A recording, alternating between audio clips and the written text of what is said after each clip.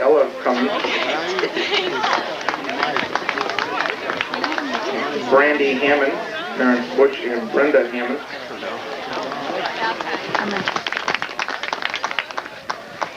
Andy Garrett, parents Gary and Hazel Garrett, Shane Haney, parents Douglas and Grace Haney, Glenn Hinckley, his parents Kurt and Mary Hinckley,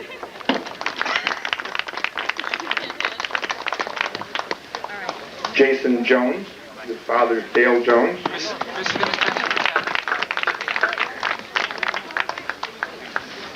Bill Carey, his father Bill Carey and mother Nora Edinger,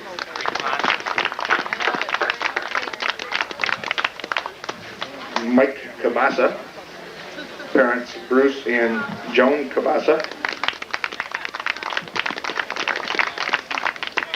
Brian Mason, parents Russell and Pat Mason, Jesse Miller, parents Stuart and Terry Dean, Carl Schimmelfing, parents Gary and Susan Moore. Once again, from everyone, fans, alumni, staff, and faculty, thanks all you seniors for participation in sports. You'll be greatly missed.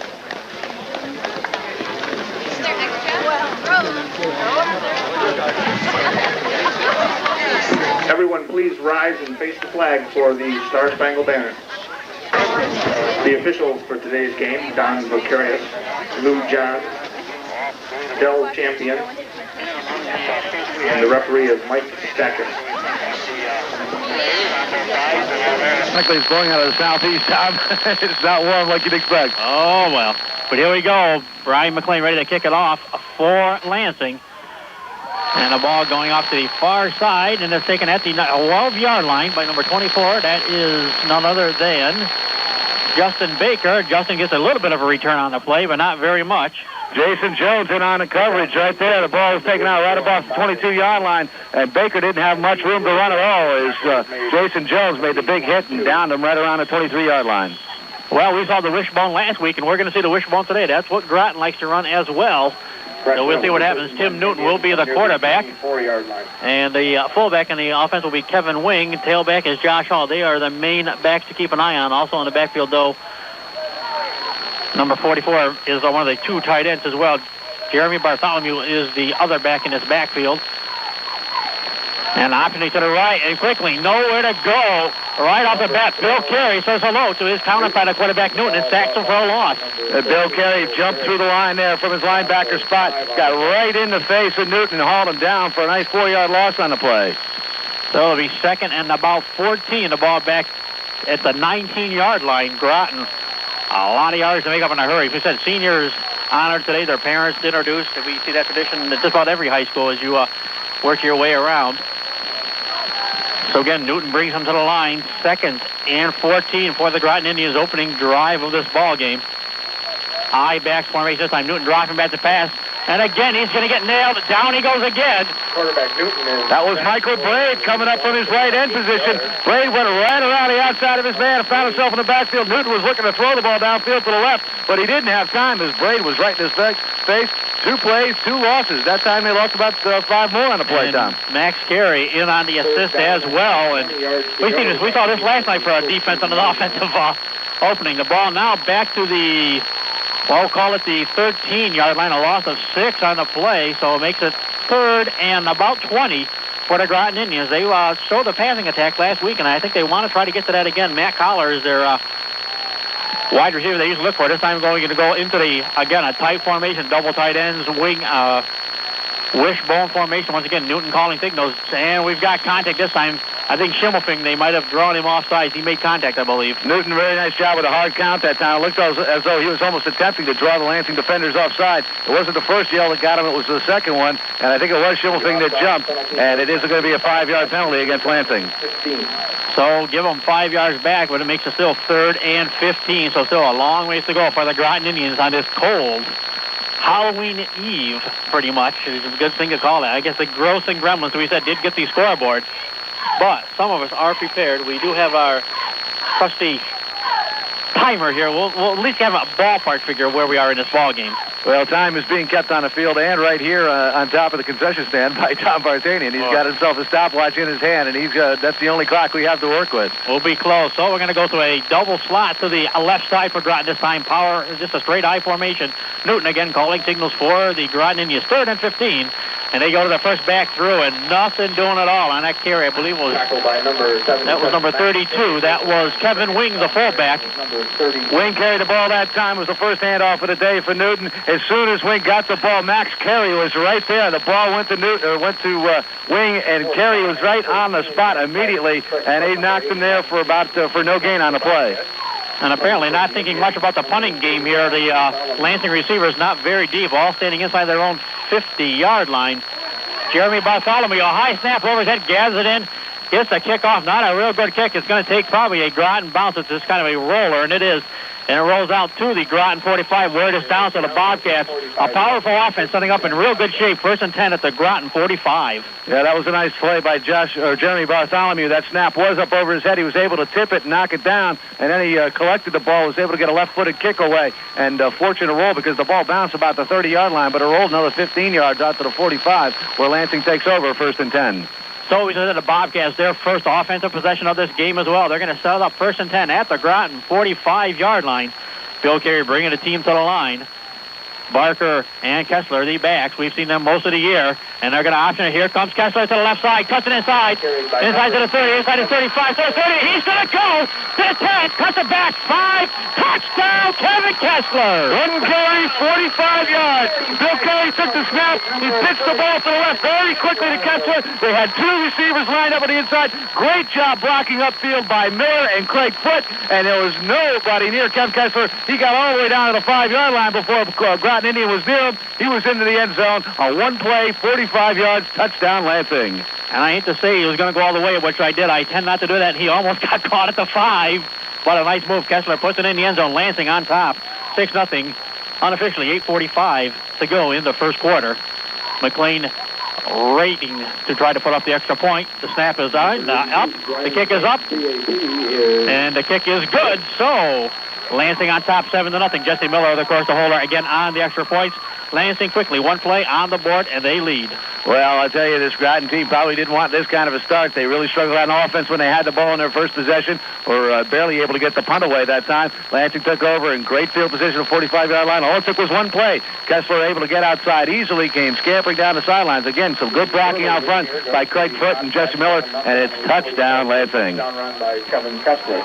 So as we said, the high-powered offense jumps and it goes quickly. Kevin Kessler, it was almost like a punt return. That whole wall just set right up for him in a hurry, and he was gone. It was unbelievable. Kevin Kessler, that speed we've talked about all season long.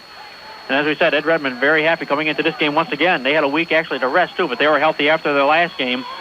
And really, other than Michael Cantor, this has been a very good year as well for this whole team, staying healthy. And again, McLean approached the ball. The kick is away, going again to the far side. And here it comes from the 10-yard line out to the 20.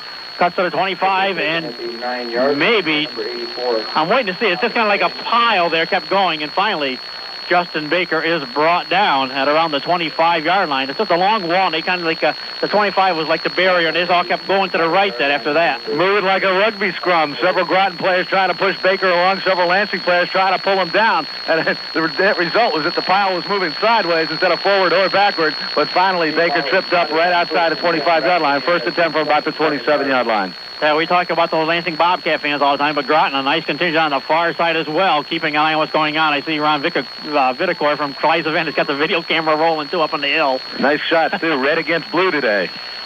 So, again, Newton brings Groton to the line. 1st and 10, their second possession of the ball at the 27-yard line. High back formation this time for Groton. And everybody, again, that quick count by Newton, again, I believe, is drawn Lansing offsides. He's certainly doing that intentionally. He did that time. It was a 4th or 5th hut that he accented, and that jumped the Lansing Bobcat defense across the line of scrimmage. So that's all the offense so far that Groton's been able to muster has been on penalties, 2 of them now for 5 yards each.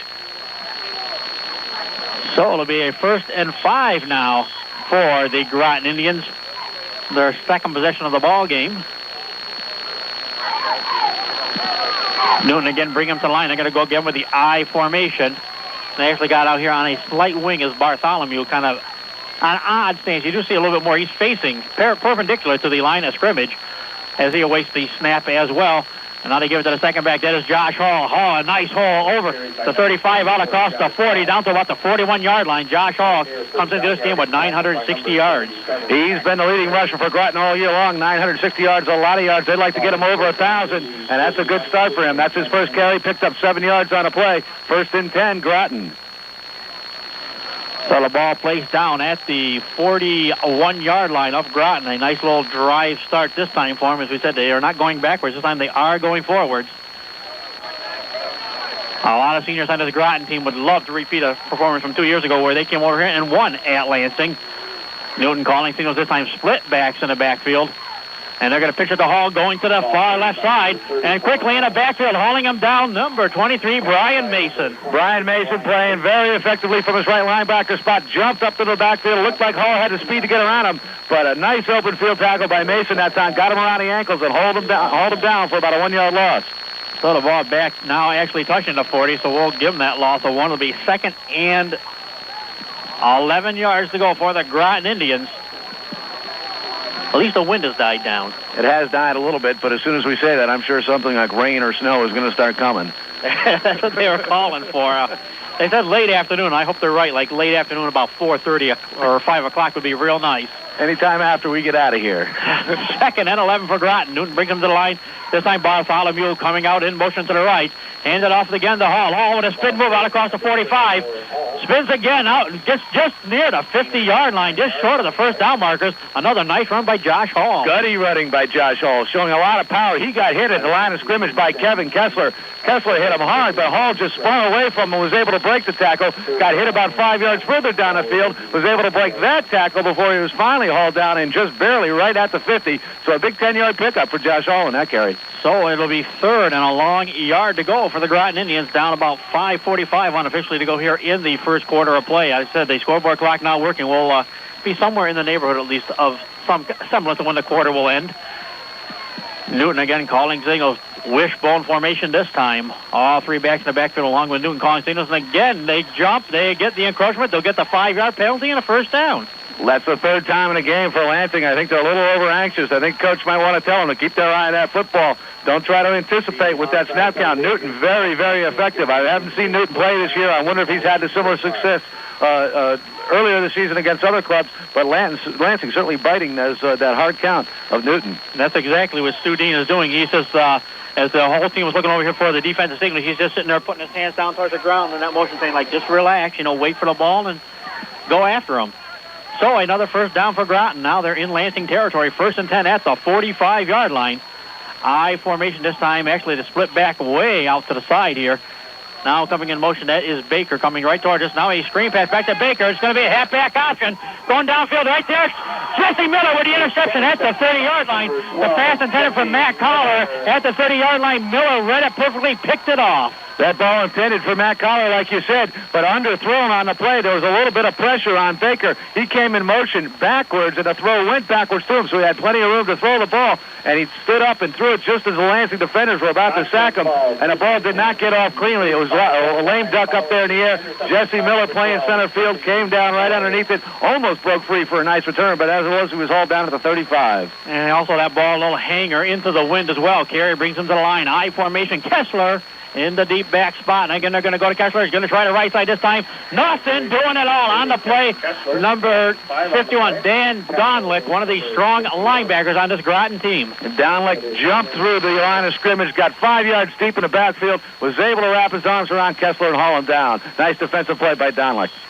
Still nice to see, though, 2 carries and 40 yards. So second and 15 for the Bobcats. Carey brings them again to the line. Split. They're going to split the backs this time. We've got split wide to the left here is Craig Foote in the slot, number 88. That is Jason Jones. Carey looking to pass. Over the middle he goes. That's Mason. Mason with a catch out around the 40-yard line. Then he's swarmed under, so a 10-yard pass and catch. And now a penalty flag comes down and tempers hot already. There may be a unnecessary roughness call or unsportsmanlike conduct call. I think they might have gone against Groton on that particular play. But a very nice dump pass. There's a quick curl pattern over the middle of the basin. Carey delivered the ball very nicely between the linebackers. It is a face mask penalty against Groton, and they're going to tack that on to the end of this 10-yard pickup. Going to go against Groton. So the 10-yard pass and catch from Carey to Brian Mason to add 15 more to for the face mask penalty. It'll give Lansing a 1st and 10 at the Groton 45-yard line. They put the ball down at the 44-yard line, 1st and 10 Bobcat. So the first penalty on Groton, a costly one. 15 yards moves them right to the spot just about where Kessler ran a touchdown from on their last series. Only 4 minutes left to play in the first quarter. Hey, I said 3:58. They said approximately 4 minutes. We're fairly close. We're on target here. Again, I formation. Miller in motion this time, heading to the far side of the field. And again, they're going to give it to... No, they don't. They fake the Kessler. Carey rolling to his left. Looking downfield. Mason all wide open. At the 10.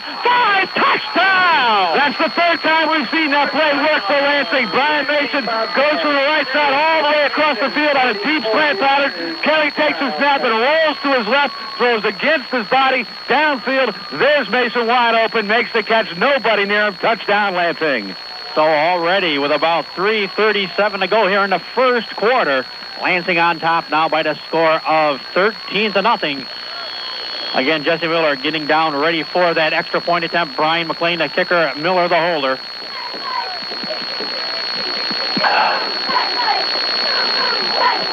And the kick is down. The kick is up. It is good.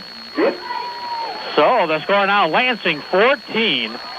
And Groton nothing with, as we said, about 3:37 to go here in the first quarter of play. The big play for Lansing. First, the big 45-yard run by Kessler, and now the pass play, Carey to Mason. Touchdowns, 2 touchdowns for Lansing here in the first quarter, both coming on big plays, Tom.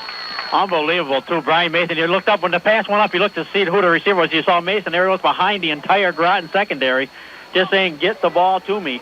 And that shows the arm strength of Bill Carey as well. We've seen, like you said, 3 or 4 times this year, we've seen the same play.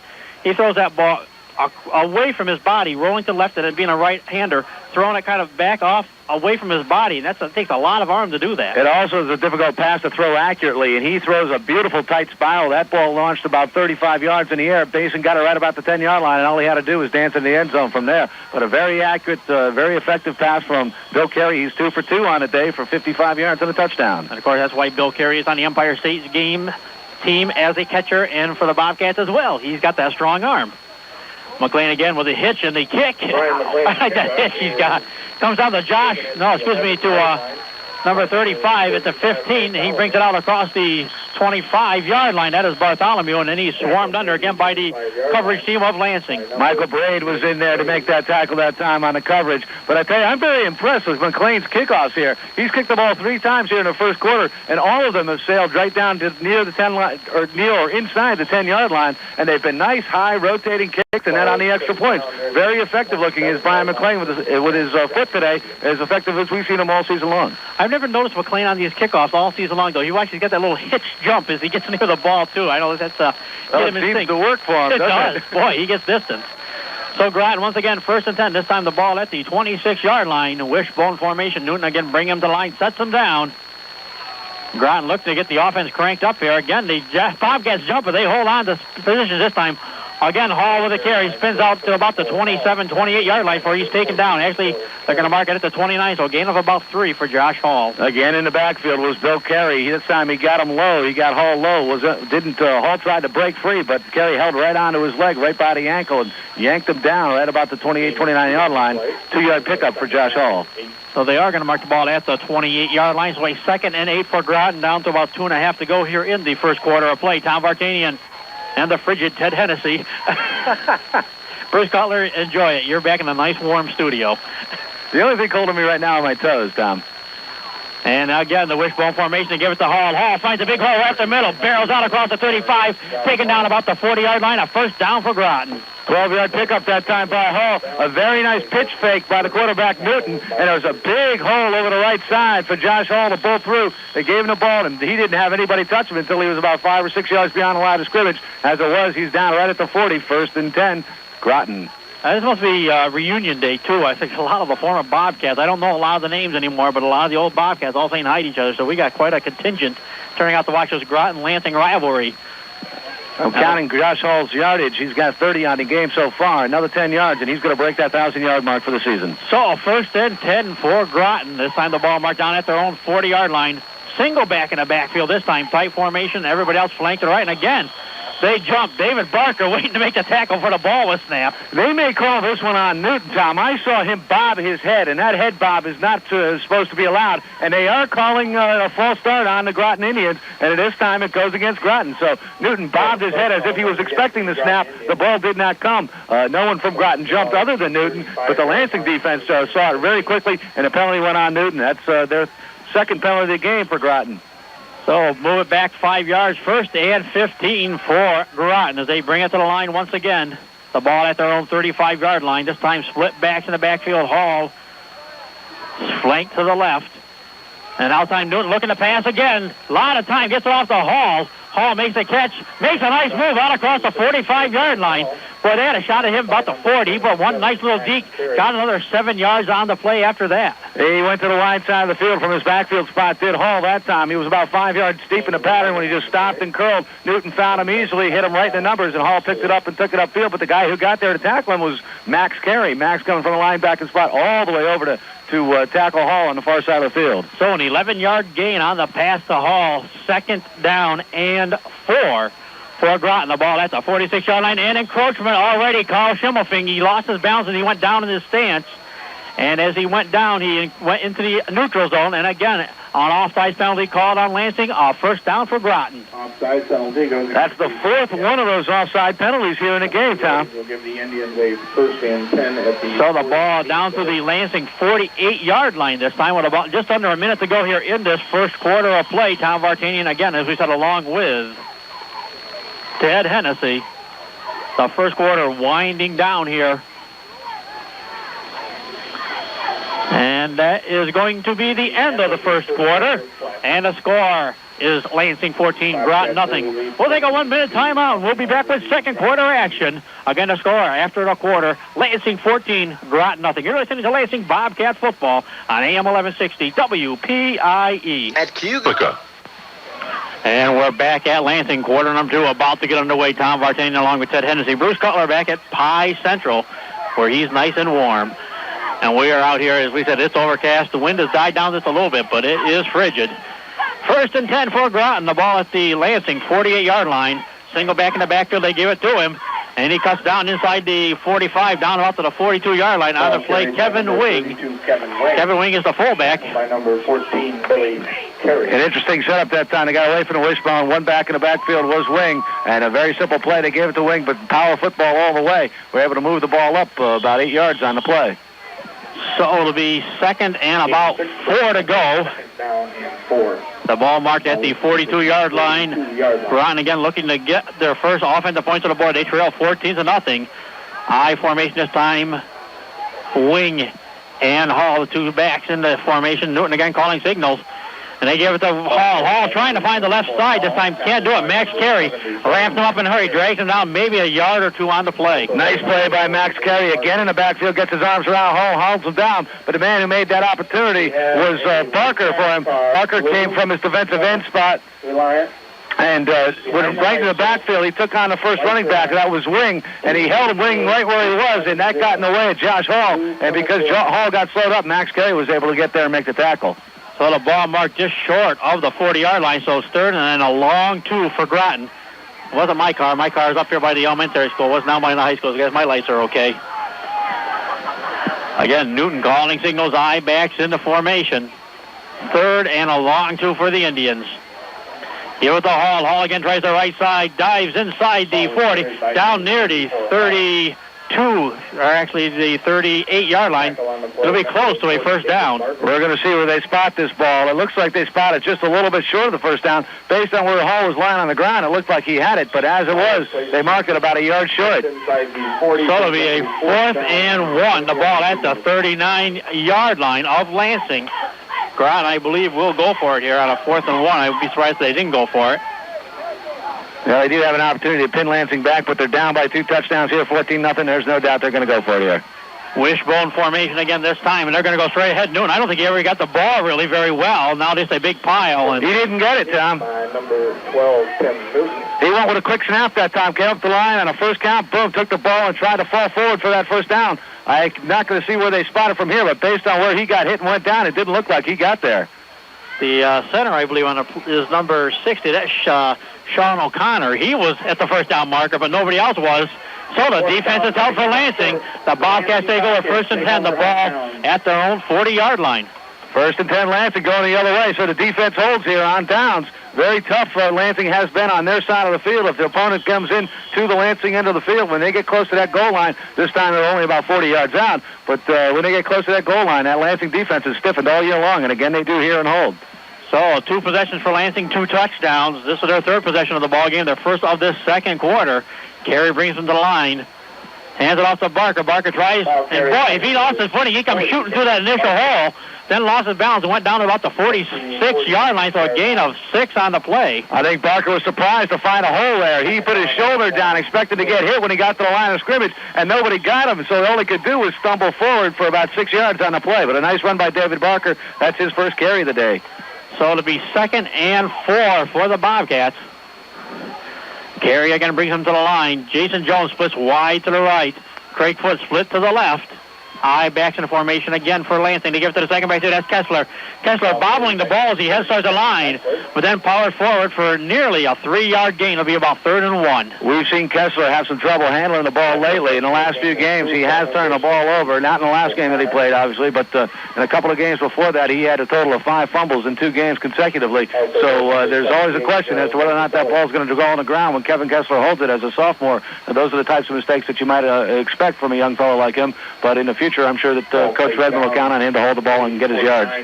So he said 3rd and about a yard to go for the Bobcats. Carey calling signals once again. This time split wide to the right side here is Jesse Miller. They give it to the first back, too. There's Barker. Barker down there across the midfield stripe. Good for the first down. Tackled at about the 46 of Groton for a gain of 5 on the play. The lineman, Del Volpicelli for Groton, went for the ball that time. Barker came through the line. It looked like he might be short of the first down. Volpicelli had his hands on the ball. So did Barker. Barker doing everything he could to keep it in possession. And he dragged Volpicelli with him the extra 4 yards that he needed to get that first down. So again, into Groton territory, go to Bobcats. 1st and 10, the ball marked down at the 47-yard line. Power I formation this time for the Bobcats. Carey again calls signals. They give it a fake to Kessler. Roll out to the right. Carey scrambles, looking downfield, gets the pass off, and it bounces short for David Barker. Incomplete. A nice play by Carey just to be able to get that ball off. I tell you, he looks really smart, Tom, when he comes back in that roll position. We've seen other quarterbacks when they're under pressure do what they can to look downfield, but Carey stops looking downfield and runs as fast as he can to get away from that pressure and then looks back upfield for the toss. And this time the ball just a little bit short of David Barker, but a good effort to get away from the rush by Bill Carey rolling to his right. So on the incomplete pass, it'll set it up 2nd and 10. The ball at the Groton 47-yard line. Carey sets the offense down again. Miller split wide to the left this time. Cross counter play to Barker. Barker down to about the 45-yard line. That's all. Gain of about 3 on the play. And Josh Hall gets up skimping just a little bit. I don't know if he got his ankle stepped down or not. He looks a little sore, and that could be a big loss for Groton if he's unable to play. He may be coming out here for a moment. 2 on the play. We'll take a look and see. He's bent over, hands on his knees in a huddle. He's also the defensive captain for the Groton Indians. He's the guy who makes the call. He's still back there hobbling in his middle linebacker spot. He's not about to come out if he can avoid it. Del Champion, one of the officials, is talking to him. And now, quickly, they are going to get him out of the game. Carey's going to set him down 3rd and 7 at the 45 of Groton. Perry, a quick stop. Cuts right across foot, wide open in the middle. To the 35, to the 30, 25, down to about the 22-yard line. Another one of those beautiful, accurate passes from Bill Carey to this time to Craig Foote. He picks up about 23 yards, 22 yards. He'll give him on that particular play. And a big Lansing first down deep in Groton territory. So, again, that little slant, and we've seen that all year, both with Derek Coyle for Trumansburg and this time again for Lansing. Carey looking for Craig Foote. There's a first down. 1st and 10 for the Bobcats at the 23-yard line. There's a 22-yard gain on the play. Carey again quickly to drop. Going high for Foote in the corner.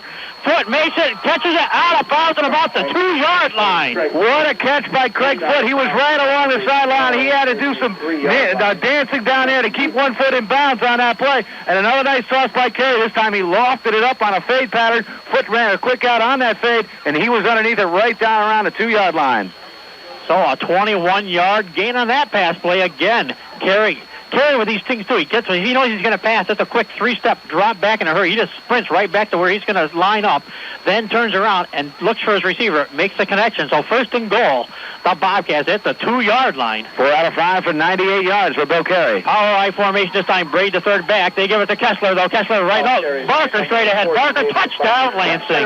Bobcat. He gave it to Barker the last 2 yards. David Barker didn't have to go far on that particular play. He went right over the center. There wasn't a whole lot of room there, but just enough for him to pop in the end zone. And Lansing has scored again here in the second quarter.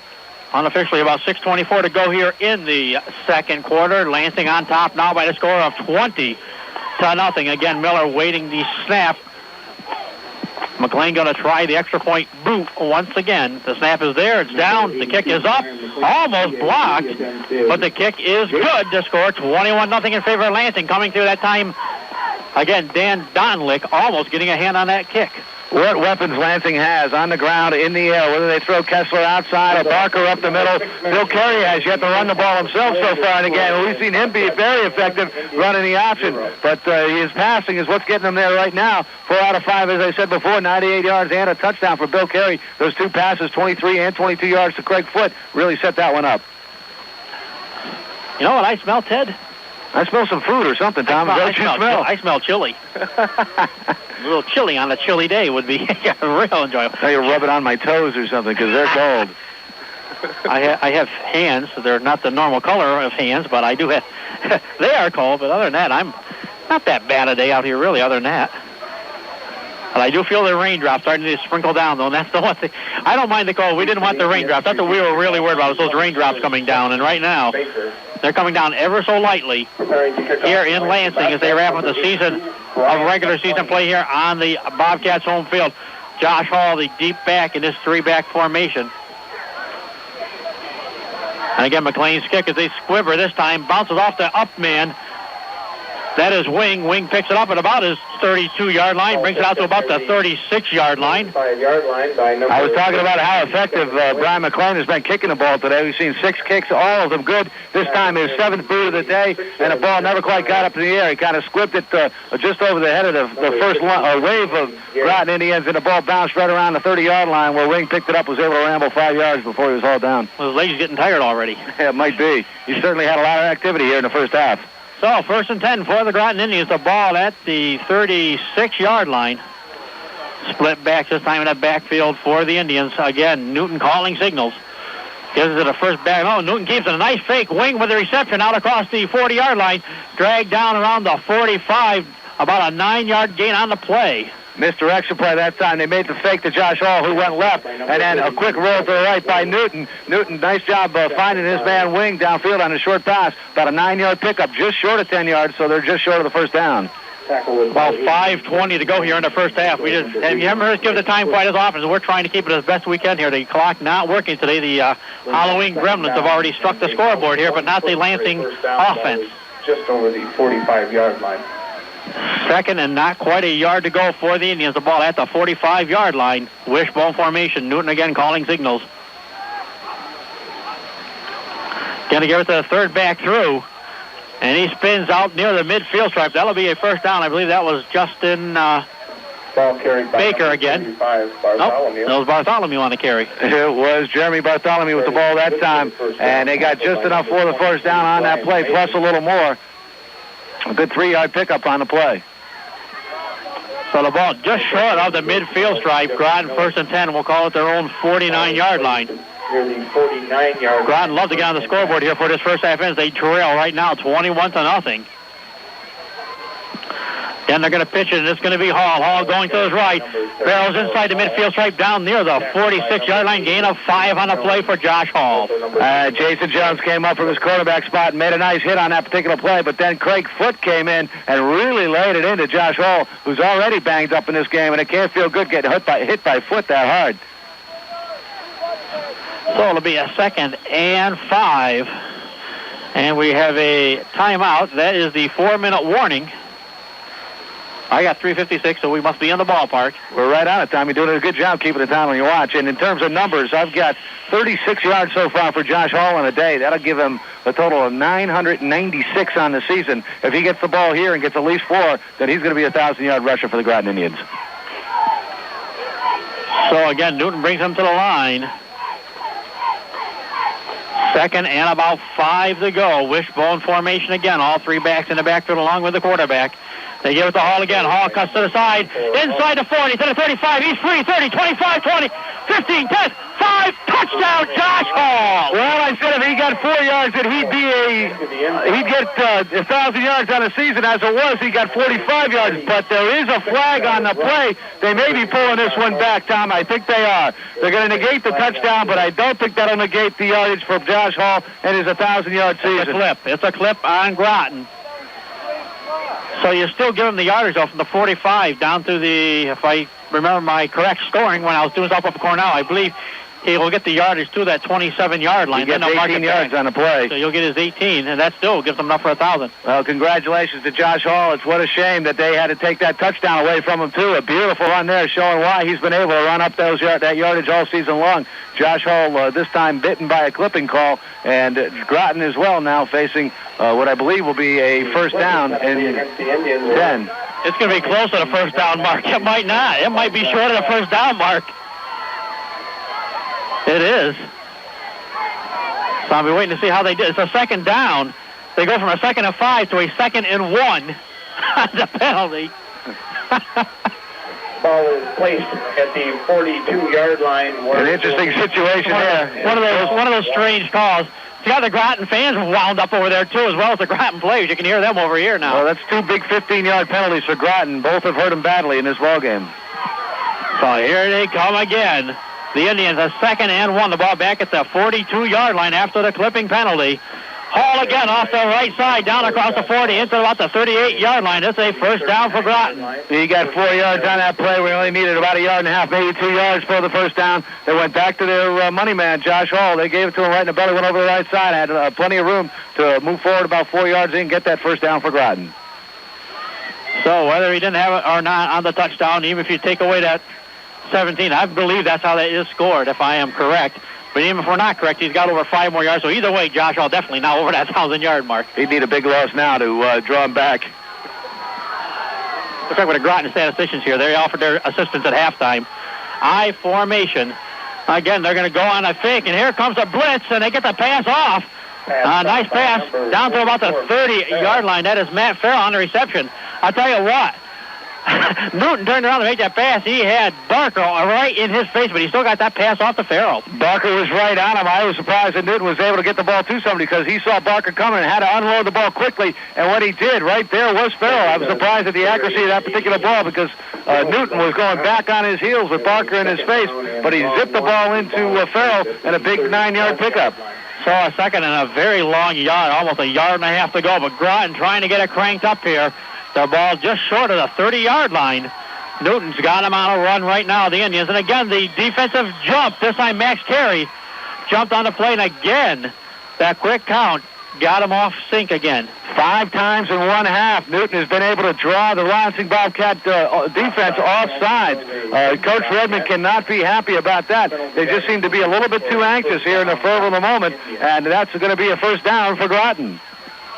So at 1st and 10 for the Indians, the ball marked at the 45-yard line, and they're going to call a timeout. Is Lansing. Ed Redmond's going to go out and talk to that defensive unit and try to get them settled down here. As they said, they're jumping, but right now, with about 2.5 to go here in the first half, Lansing with that 21-0 lead. Well, those 5 offside penalties are the only thing really that have gone wrong for Lansing all day long, and now they've come at a time when when Groton is on a move, and that makes it just a little more painful getting under Groton another first down here as they're getting close to the doorstep, the 25-yard line. This is where we've seen the Lansing defense stiffen before, and we'll see if they can do it again. Well, it is raining a bit here, but the good thing is it's not really windy and the rain is coming straight down, so for now we are dry. You're cursing us, Tom. I swear you say stuff like that, and all of a sudden the wind's going to pick up and it's going to blow all our stat sheets and everything all over here. Well, this did halftime. This last time we did a game here at half. Remember, we thought we were safe and the wind shifted. We were done for the day. Kevin Snyder and I got soaked out here, too. I think you guys got soaked worse that day than we did. But anyways, as we said, about 2.5 to go here in this first half. Bit all Lansing pretty much. Groton, though, has moved the ball on the offensive end, though. They certainly have here in this particular drive. They've got the ball down at the 25-yard line. They've been hurt by a couple of penalties in the game so far. That big 15-yarder moved them back, took the touchdown back. But the fans from the Groton side there, a lot of them here are roaring now as Newton brings them up to the line. 1st and 10 at the 25-yard line. Newton sets them down, looking to pass again. Pumps once, goes deep. There's Collar. Matt Collar, and a nice play by Jesse Miller to nearly get the interception and stop the completion. Probably a little too much loft on that particular pass because Collar was open down there right by the corner of the end zone, and Miller had plenty of time to close at the end because that ball hung up a little bit. Miller did a nice job of getting there. He went for the interception, wasn't able to pull it in, and just knocked the ball away and kept it out of Collar's hands. But like I said, if he'd been able to get a little more zip on that pass, it might have been touchdown Groton. So 2nd and 10 for the Indians, about 2:13 to go here in this first half. Again, Newton brings the line. Boy, I tell you what, that Groton sideline has come alive. Boy, are they boisterous now. They make a lot of noise. So here they go again. They got him down as Newton. 2nd and 10, the ball at the Lansing 25-yard line. Fake the first back through. Fake the second back. Roll to his right is Newton. Then he throws a little pass off to Farrell. Maybe about 3 yards on the play. But again, as he got that pass go, here came Michael Braid. Here comes David Barker. And down went Newton. Very similar in design to the last play where Barker was in Newton's face and he got the ball off down to number 44, Farrell. And this time again he got the ball off to Farrell, but only about a 4-yard pickup. A little more duress added by Michael Braid on the Lansing defense. And with just about 2 minutes to go, we have a timeout on the field once again, this time called by the Groton Indians. They've got a 3rd and about 7 to go. The ball marked down just outside the 21-yard line. Well, at halftime, I think I'm going to break out a little bit of plastic, maybe an umbrella or something, see if we can keep some of our equipment dry, Tom. Actually, just pull the phone cord under here. We'll be okay. But we're actually not as bad off as we could be, so I'm not going to complain right now. We're not that bad off yet. I'm not complaining. You're not complaining, but my toes are complaining, Tom. Well, so are my fingertips. My toes are warm, but my fingertips are a little cold. I don't know how you every time we say we call, like all these people here with their headsets on listening to us today, and they go over here and they snicker at us like, here we go. They're warm. They're snuggy. They got their Bills hats on. They're going to stay warm today. I can't believe you come out here without a hat, Tom. You standing there with just that light jacket on and the shirt underneath it. I've got, like I said, more articles of clothing than Bill Carey has touchdowns. I'm padded better than you are. I'm a little bit better padded, Ted. That's all it is. Here we go, 3rd and 7. The ball at the 21-yard line for the Groton Indians. The rain picking up a little bit, and the wind is shifting as we speak. And again, they give it to Hall. Hall tries to find the run and can't get anywhere this time. Maybe a yard down to about the 20-yard line. I see Glenn Hinckley on a play there. Number 64 made a nice tackle for Lansing on a play because it looked like Hall might be able to break free on that one. As it was, he only got about 2 yards on the play. So 4th down and a long 5 to go for Groton. And now the wind has shifted as Ted Hennessy speaks. 4th down and nearly 6. I got to go for the plastic, Tom. Okay. Keep at least my stat sheet dry. Heck with us. They actually get the equipment dry, Ted. 4th and 5. The ball at the 20-yard line. Groton's going to go for it. I formation. Again, Newton calling signals. And you're going to make a high, they fake the pitch, and they shoot hard plate. And the recovery on Barker, and it's recovered by Lansing. Barker at the 35-yard line.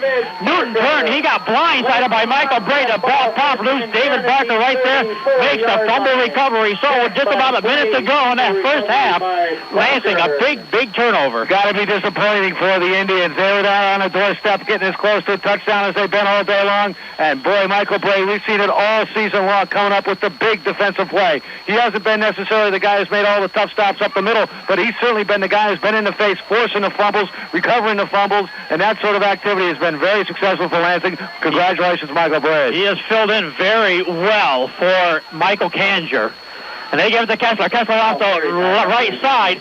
Gets about 5 yards on the play out near the 40-yard line. It'll be a 2nd and 5. Kessler, 5 yards on the play. As I was saying, Michael Braid filling in very well for Michael Kanger this year. When Kanger went down with an injury, Braid was the man that took his spot on the defensive end. He's done the job. David Barker took his spot on the offensive side. Barker has come through just as well. Incredible depth on this Lansing ball club. You know, it seems as though even though Lansing is up 21-0, they haven't had that many offensive plays in this half. So 2nd and 5. Carey sets them down. Drops back quickly, looking over the middle. It's one of those slant plays. This time it's batted down. I believe Matt Farrell, number 44, got his big mitt on the ball. He came from his defensive end spot, put his hand up in the air just as Carey was looking downfield to the right side. Was able to knock the ball away. Nice defensive play by Farrell that time.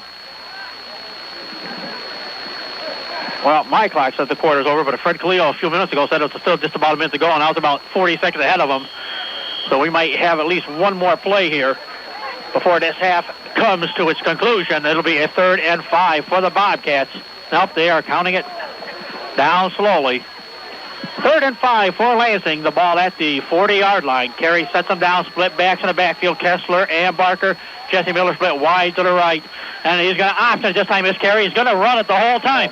Takes out across the 45. Spins. Down at midfield goes Carey. A 10-yard gain. 10 yards and a first down for Bill Carey. His first carry of the afternoon. And he got popped at about the 40-yard line. Then he got popped again at the 45-yard line. But he refused to go down. Showed incredible toughness, Bill Carey. He was able to move the ball right out to midfield. First down Lansing. And they take a timeout. They take a timeout. They're going to set something up here. I don't know how much. We got to be under 30 seconds to go here in this first half. They're going to set up something, trying to pull something off here from the midfield stripe is Lansing. They are already up 21-0. 22 seconds remain in the 22 seconds to go in this first half. Where do you suppose they're getting that information, Tom? I believe they have somebody up there keeping a time, too, so at least it's in the vicinity of being correct. Some kind of hand signals out there or something? No, I don't know if they're so much getting that. They might be, but I'm sure they're fairly close to keeping the time up there. They can do it a little bit easier as far as keeping time than we can. I hope I don't break anything when I do this. Maybe I should just stop what I'm doing. I would stop what you're doing right now. We'll have halftime here. We can rearrange everything here just a tad if we have to. Some of the equipment is getting wet as the rain comes down now. With a Plymouth Reliant TPA 370 behind. Well, Lansing at midfield, this is where they like to score from. They've had two plays right there, two scoring plays from the 45-yard line. Here at the midfield stripe, let's see if they try to get another touchdown on the board. Big foot split to the right. Jesse Miller split wide to the left. Gary's going to call. They're going to go on a pitch play to Kessler. Kessler cuts it upfield down to about the 45-yard line. A gain of 5 on the play for Kessler. The field's starting to get a little bit slick out there. Kessler going to his left this time, trying to plant the foot right around the 45-yard line, cut upfield. As it was, he slipped a little bit, didn't quite get the edge. Hurry up offense going for Lansing. A gain of 4 on the play for Kessler. 2nd and 6. The ball at the 46-yard line. Now he drops back, looking to pass. Now he's going to run with it. Finds some room, cuts inside, down to the 40-yard line goes Bill Carey. Just short of the first down markers. Another piece of tough running by Bill Carey. Josh Hall was the man who brought him down. I don't know if it is a first down, but that is the end of the first half. It doesn't matter. That's the end of the first half. And it's been a good first half for the Lansing Bobcats as they lead 21-0.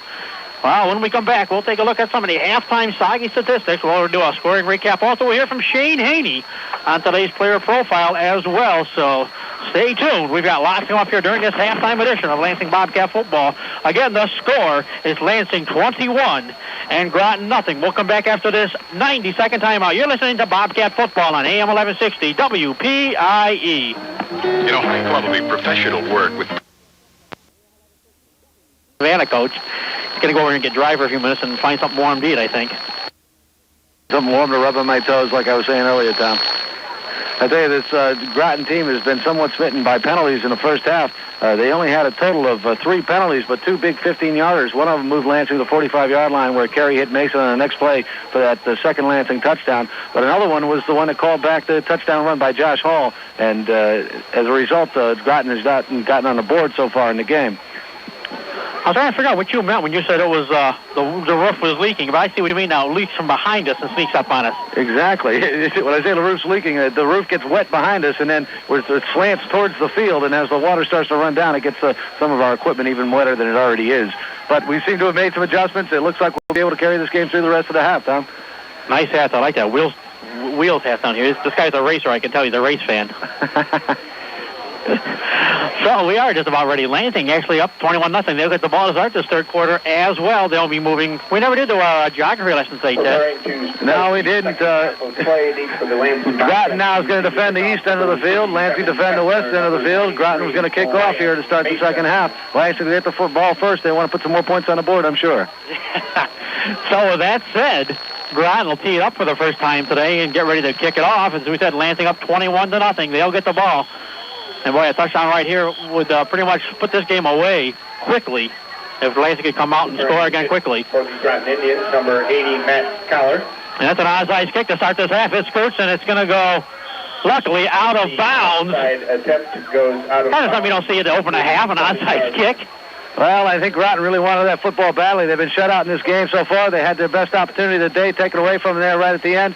And this time around, they try for the onside kick. The ball goes out of bounds at 37. That's where Lansing will take over first and 10.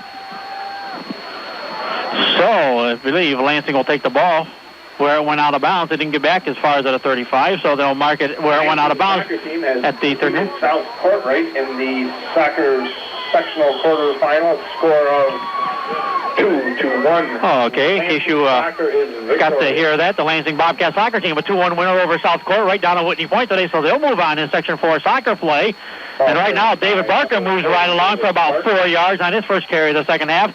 The ball out to about the 44-yard line. Right up the middle for David Barker that time. The Groton defense didn't look like they were quite ready for that power football play by Lansing, and Barker got a nice 4 yards on the play.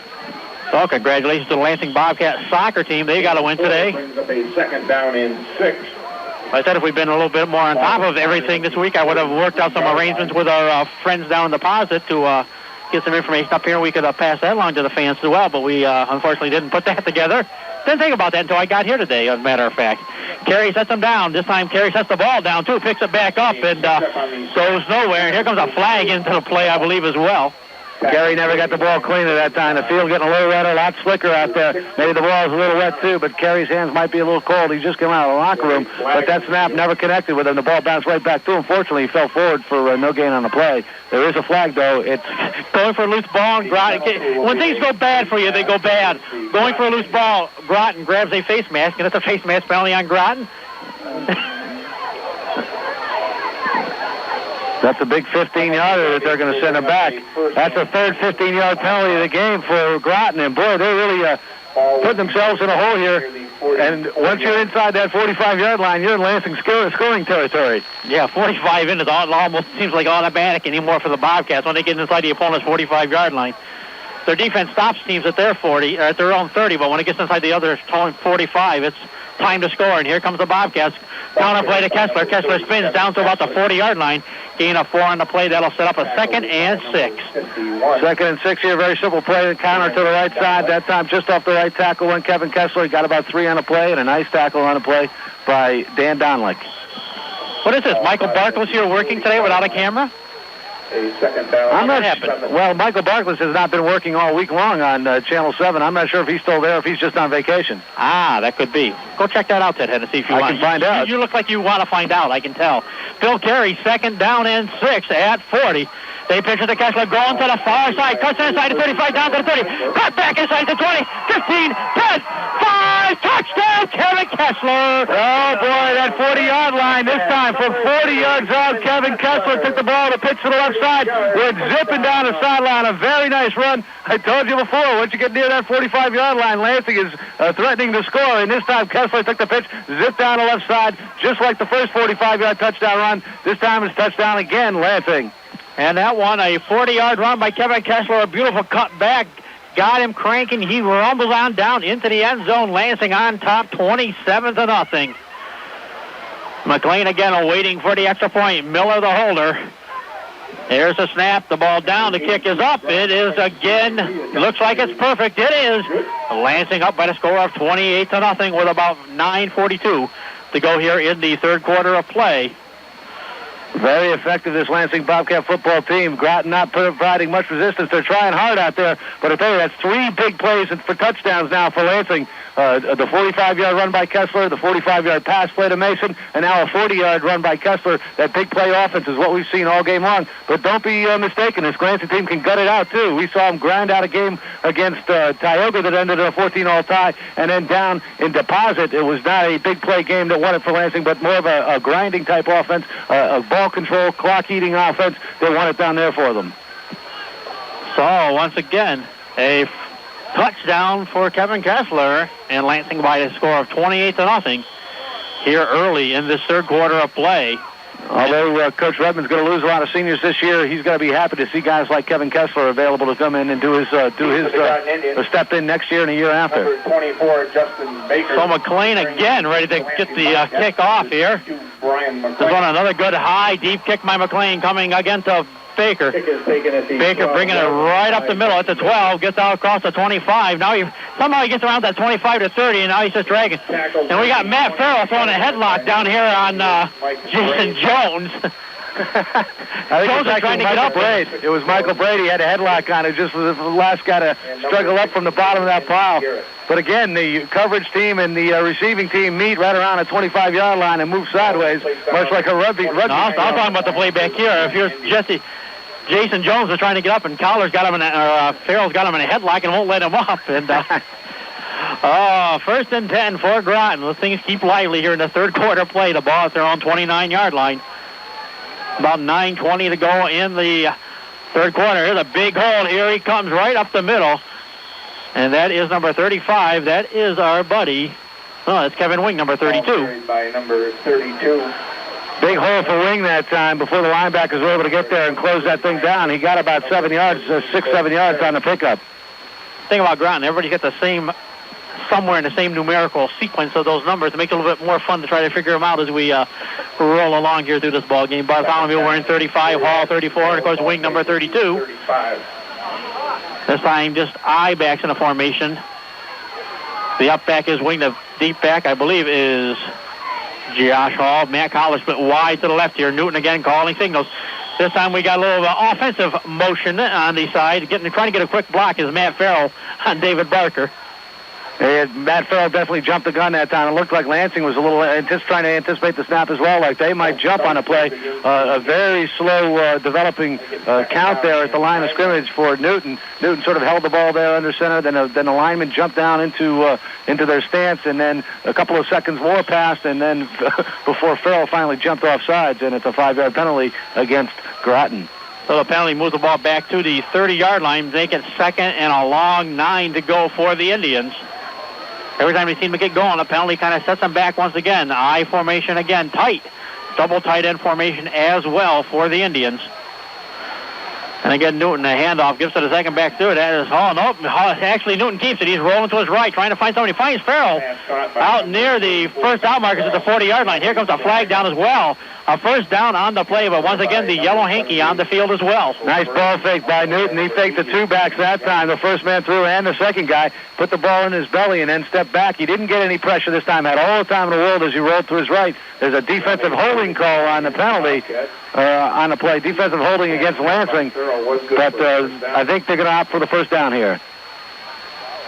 I would think that they would, unless the penalty goes from where the flag is down, which means there'll be a few extra yards as well. So we'll wait and see how they make the ruling on this play. Either way, it is a first down. A nice pass and catch from Newton to Farrell. 5 for 6 on the day throwing the ball for Tim Newton. Total of 44 yards offensively. So not big play offense throwing the ball, but a lot of short gainers. 9-yard gainers, 11-yard gainers, 1 for 4 yards. And they do decline the penalty. They do take the first down, so they decline the penalty. It would be only a 5-yard defensive holding penalty, so they'll take the gain for the bigger first down. Jesse Miller, I believe they were saying number 88 was a man guilty of holding. The one official came over here and hollered to the coaching staff, so they knew who it was. In any case, it's a first down for the Groton Indians. The ball at their 41-yard line. Just under 7.5 to go here in the third quarter. Lansing looking to show blitz, and here comes the flag again. I don't know. Maybe encroachment, maybe motion. I saw Lee McDonald, number 66, jump up on that particular play just before the snap, and so did the referee, and that's what they called a 5-yard penalty, false start on the Indians. So they mark off a 5-yard penalty. Once again for Groton, it'll be a 1st and 15. The ball now back again at their 36-yard line. Don't mind me, I'm just going cold. Groton again struggling with penalties. That's their 3rd and a half, 6th on the day. Wishbone formation this time. Wing the up back in this wishbone. Newton again calling signals. They're going to go to the left side. The right side is going to be, here's Josh Hall. Hall hits a solid wall after about a 2-yard gain, and then he gets thrown back to the line of scrimmage. 64, Glenn. That was Glenn Hinckley in on a play. Glenn Hinckley's played very well from his line position all season long for the Bobcats. Not getting quite the recognition that some of the other guys do get defensively, like Michael Braid and Max Carey. But Hinckley, nonetheless, very strong player up front for Lansing in the nose guard spot. That time he took Josh Hall after about a 2-yard pickup. So a 2nd down, and it looks like about 13 to go for the Groton Indians. High backs in a formation this time. Again, Newton sets them down. 2nd and 13 for Groton. Lansing up 28-0. Now they go a counter play again. And this time getting a little bit of yardage on the play would be Josh Hall, I believe, on the carry. Ball carrier was. I think that's Scott Shoemaker that carried the ball that time. Shoemaker. Now, he was in a slot position and actually rolled around on a reverse type play. They faked the handoff to Hall up the middle, and then coming around the outside was Shoemaker. Newton put the ball in his belly, and he had to cut it upfield because the right defensive end was right there in his face. Michael Braid was. So give it a gain of 2 on the play. 3rd and 11. The ball at the 40-yard line for Groton. Again, I formation for the Indians. 3rd and 11. The ball at their own 40-yard line. Newton dropping back, looking to pass this time. Fires it right over the middle. Tipped by Bill Carey. The pass intended for Matt Farrell, but Bill Carey got his hands on the ball, knocked it down. Good defensive play by Bill Carey coming back from his linebacker spot. He was deep in coverage that time. It looked like the ball might be there, but Carey jumped up the last moment and knocked it away. So it's going to be 4th down for the Indians. So we'll see if Groton elects to go for it, or they will punt the ball away this time. They will punt it away this time. That means Craig Foote will backpedal real quick. They're going to kind of like send one guy back but say that maybe they won't really do this, but yes, they are going to punt the ball away. A nice punt by Collar. High, deep punt. Foote backpedaling, drops the ball at the 20. Retreats all the way to his 10, now back to the 7. Now tries to get going, and he's hauled down at about the 11-yard line, and Craig Foote made that one an adventure. Yes, he did. The ball was coming down. He had to drift back on that ball. It was going over his head, and just as it came down to his belly, it seemed like he was looking upfield. The ball dropped away behind him. He had to run back and scoop it up. But a good job on coverage that time. Jason Allen making a tackle down around the 10-yard line, and Lansing now starting deep in their own territory, the worst field position of the game for them so far. So Jesse Miller bringing the play in for Coach Ed Redmond. 1st and 10 for the Bobcats. Just about 5:45, we'll say, to go here in the 3rd quarter. The ball at the 13-yard line. Lansing with a 1st and 10. They're up by 28 points in this Section 4 Division 8 season finale for both ball clubs. Carey nowhere. That ball looked like this kind of busted. He fumbled the ball as well, and it's recovered by Groton. I think that's the first time all year I've seen Bill Carey fumble a football. That ball went down on the ground. Groton recovered. It looked like somebody missed the call there because Carey turned around, faked the ball to Barker, and then was looking for another back to give it to. There was nobody there. He had to turn around and head the other way, did Bill Carey. But the ball popped loose just as he got hit, and now it's 1st and 10 Groton going the other way. I think Kevin Wing might have recovered that because a lot of guys were giving him the congratulations. So I think Wing on that fumble recovery. That was a strange-looking play. I couldn't really figure out what happened if Carey just plain lost the ball as he tried to come up through the hole. So it'll be 1st and 10 for the Groton Indians. The ball at the Lansing 13-yard line. Their best chance now to score. They give it to Wing. Wing powering right over center. Gets down inside the 10-yard, down to about the 8-yard line, and boy, back here is Newton. He is shook up. He got nailed again by David Barker. David Barker had his eyes pinned on Newton all the way. He didn't care that the ball was handed off the wing, and he just laid a hit on Newton after Newton made the handoff, and Newton was very slow getting up, looking a little wobbly out there at his quarterback spot right now. So it'll be 2nd, and we'll call a 2nd and a long 6. The ball just inside the 10-yard line.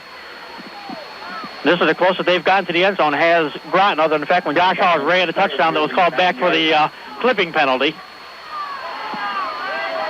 Groton fans, again, getting into it on that far side. The Lansing fans are really quiet over here today. That's unusual for them, too. They are a very quiet, polite group today. And a handoff to Hall. He's going to try the right side. Powers down inside the 5s. Breaks free. Touchdown, Josh Hall. 9 yards out, Josh Hall. Power running. He got hit at the 5-yard line. He got hit at the 3-yard line. And he shook all those tacklers and bolted into the end zone. He's the 1,000-yard rusher. We're talking about Josh Hall. Touchdown. Well, one touchdown denied to Josh Hall, but you won't take this one away from him. He powered in. Good, hard, solid. Right up the middle he went with that ball. Just powered over Lansing tacklers. That's unusual, too. You don't see that many Lansing guys miss tackles that often either. Lansing has not given up that many points this season. But the turnover there set up Groton. So Matt Collar on to try the extra point attempt. The ball is down. They're going to fake it. Newton throws in a corner, and it's way over Farrell's head, incomplete. Jason Jones diving on the one thing I wouldn't want to dive on here for that ball, the track. That's right. The corner of the end zone actually meets right where that, not an asphalt track, but a gravel track runs around or rings the field. And nobody was going to dive for that ball. If you did, you'd come up nothing but one big raspberry on a play. So the conversion attempt fails. And right now coming off the field is Michael Braid. It looked like he might be a little hurt. No, I think he's all right. I think he's just getting a little bit of a lecture here from somebody out there. So, Groton on the board, though. 28-6 the score now in the third quarter. I got around 4 minutes to go here in this third quarter of play. Tom Vartanian and Ted Hennessy. We're the Frozen Eskimos here today. One of these days, maybe we can figure out a way to generate the heat out of this concession stand up here to keep us a little bit warmer. It might be nice, but this is our last home game of the football season. Perhaps we'll get in a nice indoor booth next week down in the Binghamton area. You know, Fred Khalil made a passion of the plea. Maybe by the time he retires in 3 years, there'll be a new press box. So we'll see if that maybe comes true as well. And all of you folks out there that are listening that want to support a new press box here for us, you got our vote. You got our vote. And call Fred Khalil, tell him we want one. Dave Collar's kick going back. Backpedaling his Kessler, gets it at his 10-yard line. He's coming to the right side. He's got a little bit of a wall set up. He can get us some room. Cut the back up inside. He could go all the way across midfield. Down to the 25, the 20, the 10, 5. Touchdown, Kevin Kessler, 90 yards. Unbelievable run by Kevin Kessler there. He took the ball on the far left side of the field, and it looked like a wave of Indians might get him. What made that touchdown for Kevin Kessler was not only the wall that was set up along the sideline, but the fact that he was able to outrun the coverage from the far side of the field over here to the near side of the field. The Indians were all running in circles around behind him, and he was able to zip up the sideline. He only got hit once, broke that tackle, brought it downfield, touchdown Lansing. And just about the time it looked like they might finally contain him, that one last cutback block cut it up just enough. A la Eric Metcalf again, and we'll talk about that name again after. That kind of signifies one of those runs that he would put off. So we say 90 yards. They say 89 from up above us. A yard here or a give or take. Who cares? It's a touchdown for Lansing and Kevin Kessler. McLean again lighting up for the extra point. The ball down. The kick is up. And it's good again. 35-6. Lansing on top of Groton. McLean having a nice day kicking a ball. He's only muffed out one kickoff so far, but he's got 5 consecutive extra points here. Having a fine day kicking. Lansing now up 35-6. And that for Kessler is his third touchdown on a day. A 40-yard run, a 45-yard run, and now a 90-yard kick return. Do you kind of think that woke the fans up just a tad on this side of the field? Yeah, I think it did a little bit, yeah. As a matter of fact, many of them are standing now and up on their feet after that big kick return for the touchdown. And that's what you call. Just when Groton looked like they might start getting some momentum, they drove downfield, they got the turnover, they got a touchdown. Maybe they can start climbing back to the game. Kevin Kessler quickly puts out any, that damaged your spirits just about as quick as anything other than the rain. Yeah, payback's all a witch, huh? So, sophomore Kevin Kessler igniting this crowd. Whether you want to call it 89, whether you want to call it 90 yards. I'll give him 90. It's a nice round number. I like that one, too. I'll go for it.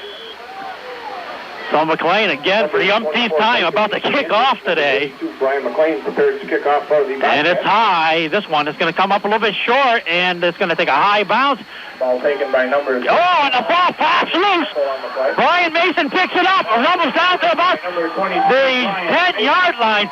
Josh Hall tried to pick that ball up. He got nailed. That was the hardest hit of the day, and David Barker, the man who laid it on Josh Hall, is a little slow coming off the field. He had his hands on his knees after getting up off the ground after making that hit, but definitely the hardest hit of the day. Boy, Barker just laid it right on Hall. The ball came flying loose. Mason scooped it up and advanced it down near the 15-yard line. 1st and 10 Lansing. They got a chance to get on the board again, but Barker won't be part of the action. He's over here talking to Chris Hobler. He got, what a hit he leveled on Josh Hall. That ball come flying out of the pack. Brian Mason did a nice job of dribbling the ball towards the goal line, trying to pick it up and run at the same time. Could only make it to the 15-yard line, actually. That's where it's down. 1st and 10 for the Bobcats. They give it to number 30. That is Kessler. Kessler, a good 5-yard game down to about the 10-yard line. Give him just about 5 on the carry. 2nd and about 5. Lansing on the doorstep once again. Groton got on the board. They thought they had some momentum. That momentum was taken right away by the Kessler kick return. And then the Lansing momentum goes further in their favor as Barker makes the big hit. Now Kessler's down on the 10-yard line, 10, 11-yard line, they say. It'll be 2nd and 6. So Michael Braid in the backfield as well. Now he is filling in. So what's going on? Michael Braid is in the backfield right now with Kevin Kessler. And again, we hear a whistle, and that is a... They don't have bees down there again, do they, Tom? Oh, I don't see any bees down there. I think they're talking to number 60 for Groton. That is Sean O'Connor. Got some loose equipment maybe or something, but he is discussing something with one of the officials. We might have something... He's got one of his teammates helping him with his equipment right now. They're gonna take a little delay. Looks like he's all set now, ready to play. You know what I vote for, Ted? We saw it last night in the 3rd quarter. Truman's for running time in the 4th quarter. So, I formation, Michael Braid, the up back. They give it to Kessler. Kessler spins, loses footing, but gets still about 3 yards. Down inside the 10, down to about the 7 or 8 yard line. It'll be 2nd and 2 to 3 yards to go. Trap blocking over the left side that time. I think it was Kobasa over there trying to make a hole for Kessler. Not quite enough for Kessler to get through. He got tripped up right around the line of scrimmage, but he fell forward for a couple of yards. I'd love to keep this clock going in my hand, but my fingers are getting numb. I'm having trouble feeling the end of the clock. Quit your whining. Hey, you got the gloves on there, Parka King. 4 yards to go. I got 2 coats under the overhang. 2 coats, 3 shirts, 3 pairs of socks, long underwear. It's doing a job for me. So split back this time for Bill Carey. He sets him down. 3rd and a long. 3 to go. The pitch to Braid. Braid rumbles to the outside.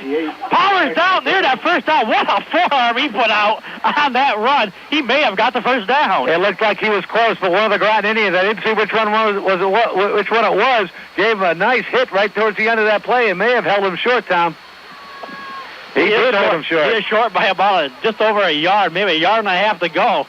But Braid, he put a good forearm, though, in there, too, as he rambled off to his left-hand side. David Barker still back here being talked to by Chris Hobler. So Michael Braid picking up the running duties now for Michael Kanger, along with the defensive duties. Barker's still here on the sidelines, hands on his hips. I don't think he's going to get in this drive. Lansing, nothing to lose there. They're going to go for a power I formation.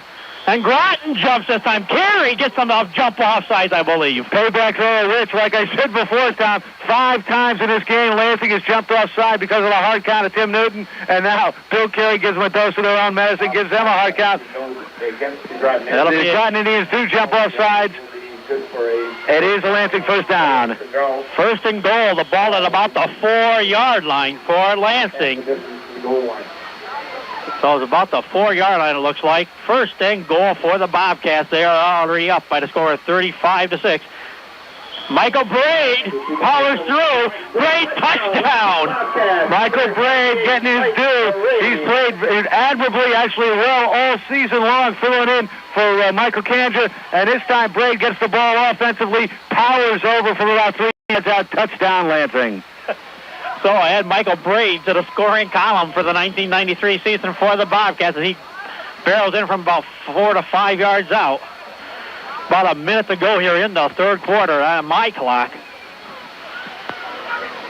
So again, McLean now going to kick the extra point. Miller again waiting the snap. The ball down, the kick is up, and again, he missed it. Finally, Brian McLean did something wrong. He missed it to the wide side. But that still makes the score 41-6 in favor of Lansing with about a minute or so to go here in the third quarter on my clock. Well, last night at Trumansburg, we saw at the end of the game when the score was 47-7. Trumansburg seniors got a chance to carry the ball. Some of the linemen who hadn't touched the ball in their whole time playing football up at Trumansburg got a chance to carry the ball at the end of the game. We'll see if some of those Lansing senior linemen will get a chance to do the same type of thing. Third period. The score, Lansing Bobcat. I don't know if we'll see that the way they're dropping some running backs here at Lansing. We get to see the linemen carry the ball anyways. We may have to. So about a minute and a half, they're saying here to go in this third quarter of play. Lansing up by the score of 41-6. Now that we've gotten damp, the wind picks up, of course. We knew this would happen. Well, they're down 41-6 out of the Groton Indians, but a testament to their fans. Not many have left at all. They're still lined up along the far side of the field, some of them with their video cameras and whatnot. They're sticking it out in what has been a difficult game for Groton so far. Hey, Ted, if you've ever been over to a Groton game at night, it gets kind of cold over there, too, so this is probably normal weather for all those Groton folks. The vacationing Mike Barclay got me on the head as Lansing kicks off here. And a kick again coming. That is Baker. Baker going to come out across the 30-yard line down to about the 32. A nice 17-yard return by Baker. Are you back to work this? I was going to have Mike. You back to work there, Mike, real soon? Tuesday? Oh, okay. It's sort of a busman's holiday for Mike Barclay. We see him around Central New York at all these high school events. And here today, he shows up anyway, even though he is on vacation. He's a real dedicated sports reporter. He's on his scouting mission. Mike Barclay from Cable News Center 7, the sports director there. He's up there watching some football today. He's actually getting a chance to just watch some games and not have to film them. And that does it for, let's say, officials timeout. Again, an equipment situation. Bill Carey working on one of his teammates' helmets. I don't see anybody out there with nothing on. Oh, there we go. I do.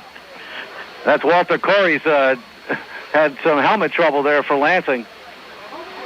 Loses an earpiece and checking in for him. That is Eli Ellis checking in. Well, you see a number of the starters for Lansing are now on the sidelines. Yeah, Max Carey's over here in front of us. Michael Cabas is over here.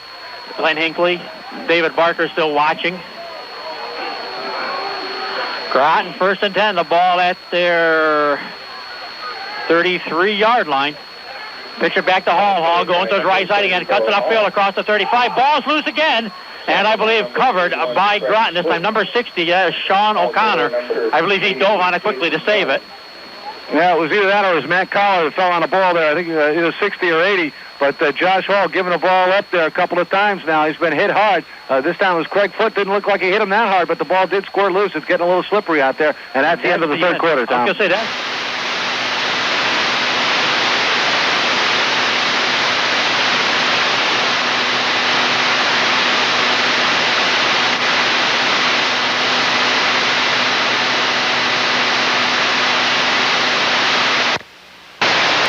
Vestal, Union Endicott, or Binghamton. It's a Saturday night ball game. Those are the fields I know they got lights, so we'll be down there somewhere. There's big Casey Crandall on the line. He's one of the bigger Lansing players. He's only a sophomore, number 73, getting some action. He's going to get some action later on in his career. Let's see what he does here. And a pass again. This time they swing it to the far side. That is to Matt Collar. Matt Collar quickly corralled and taken down to about the 48-yard line. A gain of about 4 on the play, though, for Groton. Miller and Foote in on the tackle that time. Miller did a good job of holding him up, and then Foote a hit on him, and it was about a 4-yard pickup on the play. So a second and about 7. They're going to say, here comes Michael Braid out of the ball game. He's played the yeoman's job once again on both sides of the line, including getting a touchdown from the fullback position as well for David Barker. And once again, here we go. I hear lots of horns in the background. Guess what's coming? I bet that's the soccer bus that's showing up. That's got to be the soccer bus. It certainly is. So here we go. Wing on the draw play. Tries to get up the middle. Spins, and number 51 gets him wrapped up in a hurley. That's Eli Ellis. And down he goes, maybe a yard or so on the play before he finally spins and gets a little more yardage, but a nice job by Ellis. Eli Ellis, another sophomore, getting some playing time, a little action here, and he was a nice play on that tackle. It looked like the draw play was going to work, but Ellis stopped it right there, got his arms around and hauled him down after about a 1-yard gain. And they got some more players. Greg Prani starting to loosen up here on the sidelines along with Bo Sinful-Say. I think we're going to see a lot of substitutions the next time he touches that ball on offense. Third down and about 7 to go for the Bobcats. Newton again brings them out, sets them down. He's got one of the cleaner jerseys out there right now. Drops back, pump fakes, looking down to his left. Then he fires it downfield. Craig Foot nearly gets the interception. That ball intended for number 35, Jeremy Bartholomew. There were more Lansing Bobcats there. Foot, Carey, and Jason Jones, all in the vicinity of that particular pass that time that was intended for Bartholomew. The ball got batted up in the air. If one of those guys, especially Carey, was able to retain his feet, he might have been able to haul that in. Now Carey comes off the field. So Carey looks like his day is over as well for the Bobcats. Fourth down and 7 to go for Groton. Newton checks out, which makes me think they probably will punt the ball away. Groton down to about 9 minutes to go in this ball game, and I can't wait. My fingers. It is cold. The rain is coming down. The wind is starting to pick up once again. 4th and 7. Groton in punt formation. Craig Foot dropping back deep this time. Deep to receive the punt, number 80. Nice, high, long punt.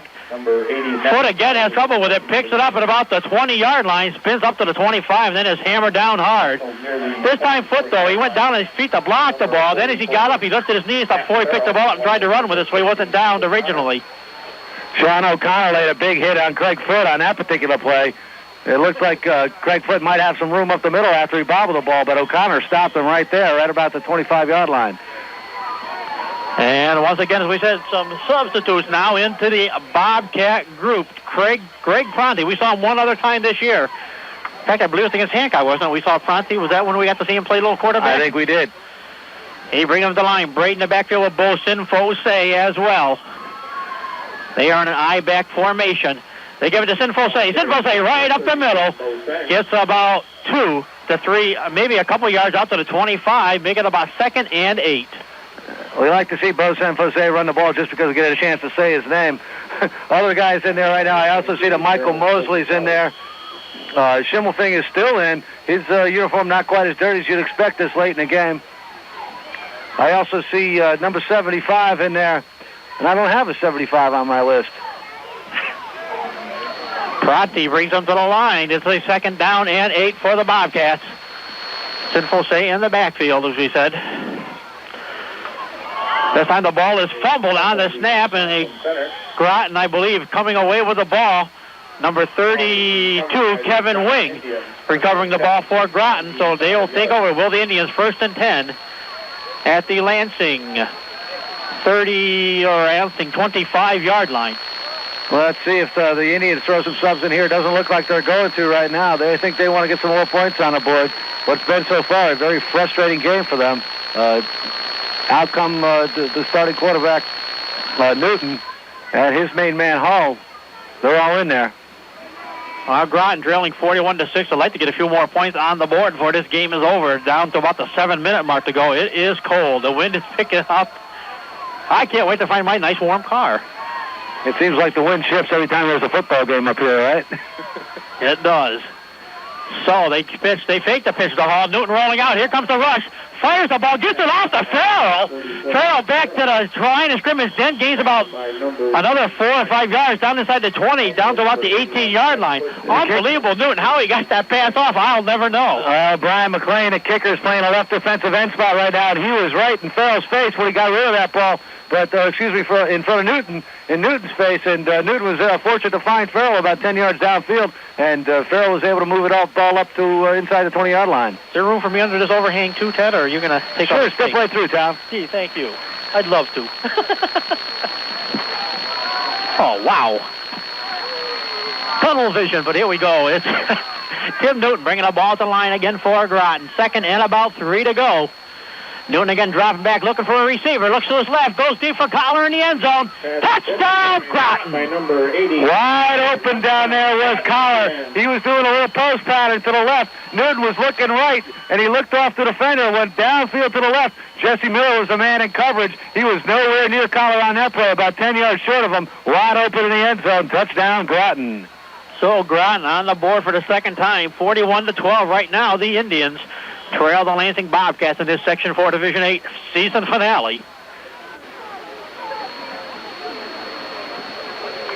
Holler is usually the extra point kicker as well, so he'll see what he can do. Nope, number 11 is going to do the kicking duties this time.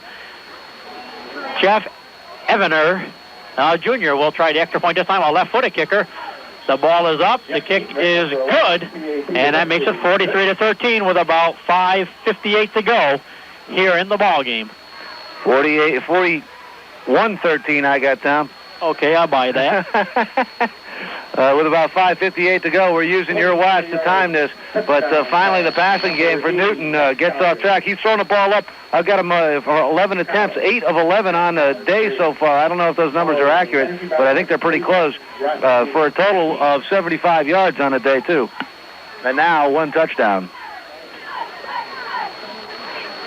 So an 18-yard touchdown pass to Collar from Newton. Said Groton coming to this game with a 6-2 record. They were 3-2 in league play, 6-2 overall. Looking to wrap up their season at 6-3. The Bobcats, as we said, 7-0-1. Looking to go 8-0-1, I believe. That's what it would be, Tom. Boy, they're going to have their hands full next week, either against either Hancock or Deposit. Both very tough games. The Hancock game here was close for a half, but Lansing then put it away. The Deposit game, a very, very tough game down in Deposit just a couple of weeks ago. That's depressing. 7:25 to go in the ball game. My clock was ahead this time. I'm on running time, must be. And a real short bloop kick grabbed by Jason Jones at about the 35, spins out across the near the 40-yard line, I should say, where he is down on the play. So Jason Jones taking a short kick, getting some yardage on the play as well. Well, hopefully we'll see if Pronte can run the offense a little more successfully this time than he did last. He dropped the ball for center the last time he took it, and the turnover resulted in a Groton touchdown. But here come the reserves out for the Lansing offense. Pronte putting the team together, getting ready to call the signals. So 1st and 10 for the Bobcats. The ball at the 39-yard line. I see John Mayo in the game, number 74. They give it to the first back through this time. That is number 25. That is Corey Walter, excuse me. I think that's Corey Walter's first carry on the season. He is the guy that had a little helmet trouble. He had to come over and get his equipment fixed so he could get a chance to go back out there and get a chance to touch the ball. He picked up about 1 on the play, Tom. So a yard gain, 2nd and 9 for the Bobcats as the clock continues to roll here in this final quarter. To go for the Bobcats. Ball was placed at the 40-yard line. Bronny again sets them down. I-action formation. Michael Brady up back this time. Sinful Say, the deep back. And they're going to pitch it to Sinful Say. He cuts it upside. Can't get anywhere to go, though. And down he goes at the line of scrimmage, so no gain for Bo. Bo might have been nailed there for about a 5-yard loss had he made a nice cut. He not made a very nice cut right after he got the pitch from Pronte. But he did make that nice cut about 5 yards deep in the backfield. Was able to get the ball back to the line of scrimmage. At this point, I'm not really going to worry about how much time's left in the game. It's just going to kind of roll along anyways, and we will just concentrate on the action. We said lots of players getting a chance to get some air time again here, and we're going to make sure they get their just due as the Lansing Bobcats wrap up their regular season home finale here. San Jose comes out. Kevin Nelson's in right now. Another sophomore running back. So Nelson, number 37, along with Michael Braid in the backfield. Again, Pronte hands off to Braid. Braid powers straight ahead this time. Brought out across the 45-yard line. 6 on the play. And then thrown back. He got about 6 on that play, didn't Michael Braid? I think he had so much fun scaring that ball in for a touchdown, and he said, Coach, give it to me one more time. I want it back. But now it's 4th down, about 4 yards, 3.5, 4 yards to go. We'll see if Lansing is going to punt Bill Curry in to kick the ball away. It's also nice to see that Barker is also back in the game. So 4th down and about 4 to go for the Bobcats. They'll kick it away here in the 4th quarter. Down, approaching, got to be somewhere around the 5-minute mark of this ball game. But the ball dribbles back to Carey, picks it up, gets the kick away. Number 11, Evener with the ball. Evener gets the ball at the 25 and slides down with it right at that point. So it'll be Groton 1st and 10 at their 25. That's a nice kick by Carey on a play about 35 yards on the kick. He had a difficulty handling the snap as it bounced down to the ground to him, but he got the ball back up and got it off a nice spiral kick that time before Evener actually made almost a diving catch, and so he was down as soon as he grabbed it. Say, well, congratulations ought to go to all these fans. The Groton side over there, and, of course, all the fans on this Lansing side, they've stuck it out there. Not many have left. this ball game, and Groton does the ultimate. They call a timeout. Groton Indians. They have called timeout. I tell you, that gives us an opportunity to recognize that Bo Sanfose is now in on some defense, Tom. Bo knows defense, too. He's going to play a quarterback spot. So a timeout on the field, and a 41-13 advantage for the Lansing Bobcats over Groton here in the season finale for both teams. Lansing will face off next week either against Deposit or against Hancock. And that game, as we said, will be in the Triple Cities area. It will be a Saturday night game. Roger Myers is the Section 4 football chairman. I'm sure we'll get all the details. And after we get them, we'll figure it all out. We'll figure out who to call, and we'll be there, Will Ted Hennessy and yours truly, to bring you all that exciting Section 4 playoff action. And who knows, maybe some regional games. And we could be going right to the end of November. Who knows? We could be up in the Carrier Dome. Lead us right into basketball season. Well, we can do basketball one night and then go to the Dome the next day and do basketball and do a football game. So, I mean, we'll see what happens. It's a possibility, Tom. I'm jogging up and down a little bit, trying to get a little more circulation in here as this game winds down. But we see a wholesale substitution for Lansing. I also see Evener at quarterback now for Groton as well. High backs in a formation for Groton. Going to give it to the first back through, and he doesn't go anywhere. That is number 24. That is Justin Baker. Shane Haney in on a tackle along with Casey Crandall. They hit him pretty hard. Jason Jones also in there. I'll tell you what, Ted, my voice is just about doing all it can do. So if you want to take this final 5 minutes, indulge yourself. Oh, thanks for giving me the mic here, Tom. When I got virtually no idea who's out on the field for Lansing, or for Groton, excuse me. I know the Lansing players pretty well, but the Groton players, I'll do my best.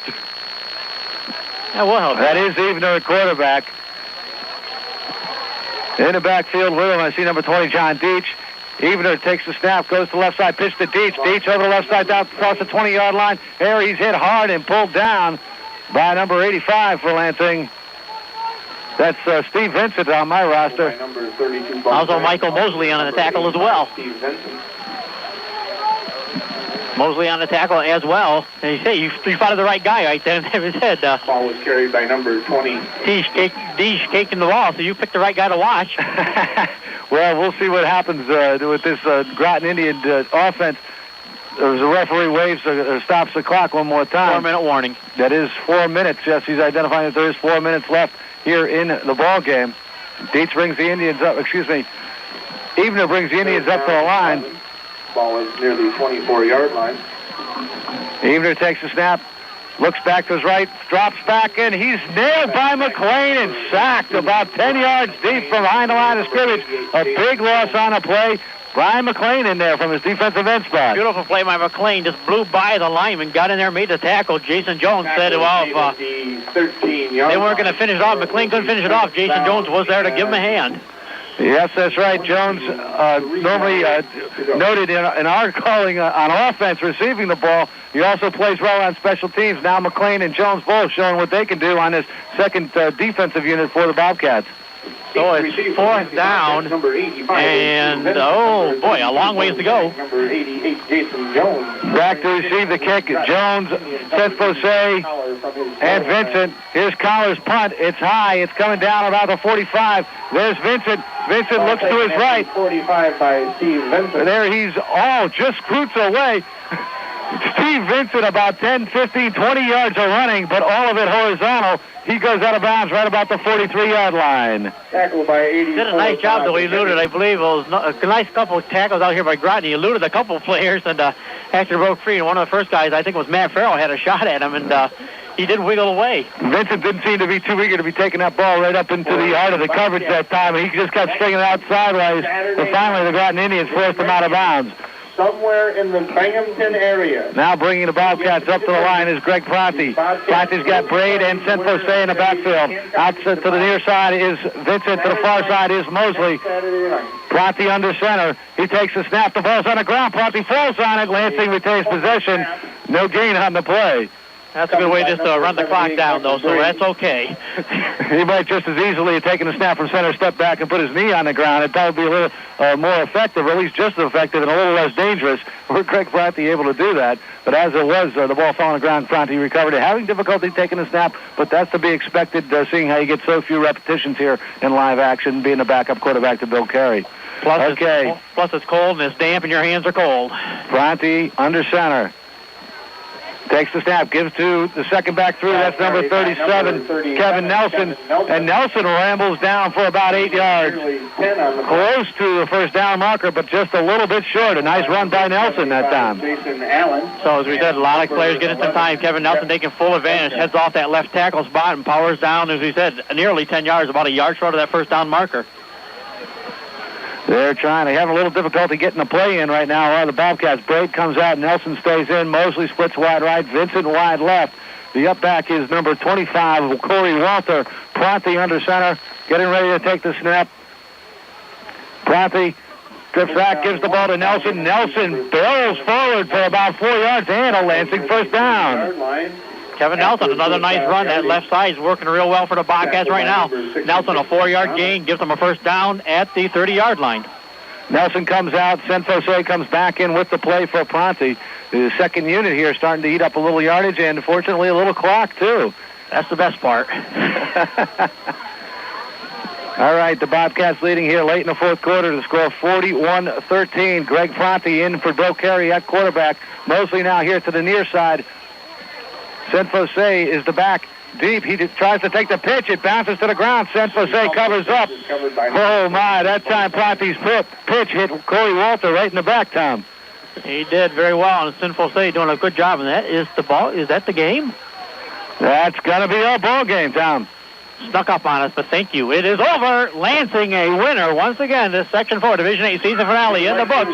The Bobcats a 41-35 win over the Groton Indians. We'd also like to extend congratulations to Josh Hall. I just said the score. So that's all. Nothing spectacular. I couldn't hear you, Tom, because the PA came on particularly loud right there, and the crowd was cheering, so I didn't hear a word you said right then and there.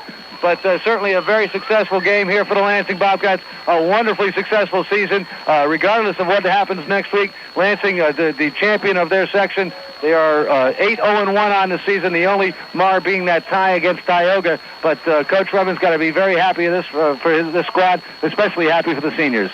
And that will begin our post-game segment of Lansing Bobcat football today. What we'll do is we will take a 2-minute timeout. Stay tuned, of course. We're going to have our offensive and defensive players of the game as well as a scoring recap, take a look at some of the final stats, and even talk a little bit more about next week's playoff game. So stay tuned. Lots to come up on this post-game show. Once again, the final score, Lansing 41, Groton 13. We'll be back with our post-game show. You're listening to Bobcats football on AM 1160 WPIE. Where is the best pizza in town? Why, it's at Sicilian Delight, of course. That's right, Sicilian Delight in the Pyramid Mall. Try one of Sicilian Delight's new veggie pizzas for lunch while you're shopping at the mall. Then for dinner, call Sicilian Delight at 257-2777. That's 257-2777. They have free delivery to a limited area. Or call.